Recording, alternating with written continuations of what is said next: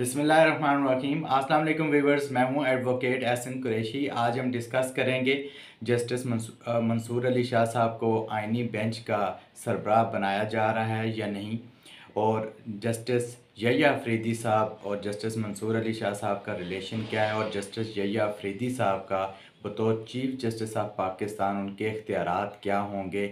क्या वो बराए नाम चीफ जस्टिस ऑफ पाकिस्तान हैं होंगे, या उनके इख्तियारात भी हैं, और जो आइनी बेंच का सरबराह होगा उसके इख्तियारात ज़्यादा होंगे, या फिर जो चीफ जस्टिस ऑफ पाकिस्तान है उसके इख्तियारात ज़्यादा होंगे। इसके ऊपर भी डिस्कस करेंगे, और साथ ये भी डिस्कस करेंगे कि जब प्राइम मिनिस्टर ऑफ पाकिस्तान कोई एडवाइस सदर पाकिस्तान को भेजता है तो क्या उस एडवाइस को, अगर वो गैर कानूनी हो, फंडामेंटल राइट्स के ख़िलाफ़ हो, तो क्या उसको कहीं चैलेंज किया जा सकता है। इस हवाले से भी एक 26वीं आइनी तरमीम में तरमीम की गई है। वो कौन सा आर्टिकल है, उसके अंदर क्या लिखा गया है, ये भी डिस्कस करेंगे। इससे पहले कि मैं अपनी वीडियो का बाकायदा आगाज़ करूं, आपसे गुजारिश है, अगर आप मेरे चैनल पर नए हैं तो इस चैनल को सब्सक्राइब कर लें और इस वीडियो को ज़्यादा से ज़्यादा लोगों तक शेयर करें, ताकि ये मालूमाती वीडियो ज़्यादा से ज़्यादा लोगों तक पहुँचाई जा सके।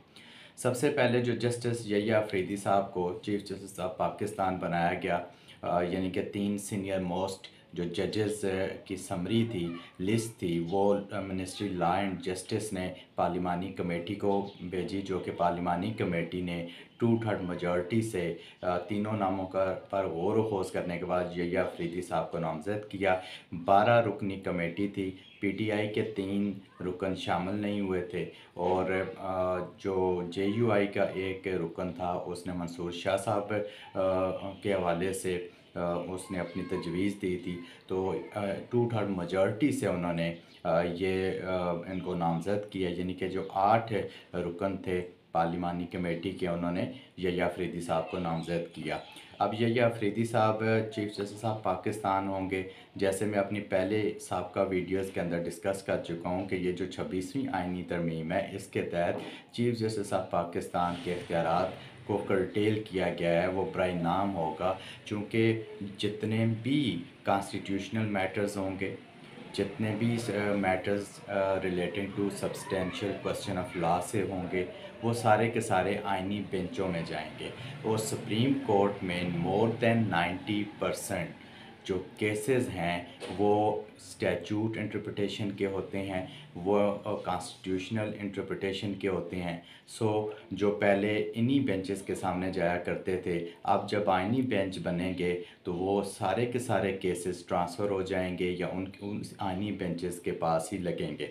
अब जो चीफ जस्टिस ऑफ पाकिस्तान होगा उसका जो स्टेटस है वो एक प्रोटोकॉल इंजॉय करेगा, उसके अलावा उसके पास कोई इख्तियार नहीं है। अगर जजेस की तैनाती को देखें तो जुडिशल कमीशन का जो जुडिशल कमीशन का चेयरपर्सन होगा वो चीफ जस्टिस ही होगा, बट उसकी 13 रुकनी कमेटी है, उसमें भी गवर्नमेंट ने ज़्यादा इख्तियारात अपने हाथ में रख लिए हैं। सो वहाँ भी कोई उनका असर रसूख नहीं रहेगा। सो चीफ जस्टिस ऑफ पाकिस्तान के इख्तियारात बहुत कम हो गए हैं, वो होता है एक बराए नाम होता रह गया है। मंसूर अली शाह साहब को आइनी बेंच का सरबराह बनाने की जहाँ तक बात है, ये अभी नज़र नहीं आ रहा कि उनको आइनी बेंच का भी सरबराह बनाया जाए, क्योंकि अगर आइनी बेंच का उनको सरबराह बना देते हैं तो गवर्नमेंट के लिए बहुत सी मुश्किलात होंगी। और चूँकि यहिया अफरीदी साहब आल्दो के उनके ओहदा बराए नाम है, मगर वो चीफ जस्टिस ऑफ पाकिस्तान है, उनका वो एक गैर मुतनाज़ शख्सियत है और उनका कोई पता नहीं चलता, वो कभी किसी तरफ भी जा सकते हैं, उनका अपना एक मजाज है। तो अगर मंसूर शाह को भी आइनी बेंच का सरबराह बनाते हैं तो ये गवर्नमेंट के लिए बहुत मुश्किलात होंगी, और बज़ाहिर यही नज़र आ रहा है कि जस्टिस अमीनुद्दीन ख़ान साहब को आइनी बेंच का सरबराह बनाया जाएगा और मंसूर अली शाह साहब को आइनी बेंच में भी नहीं लाया जाएगा। Thank you.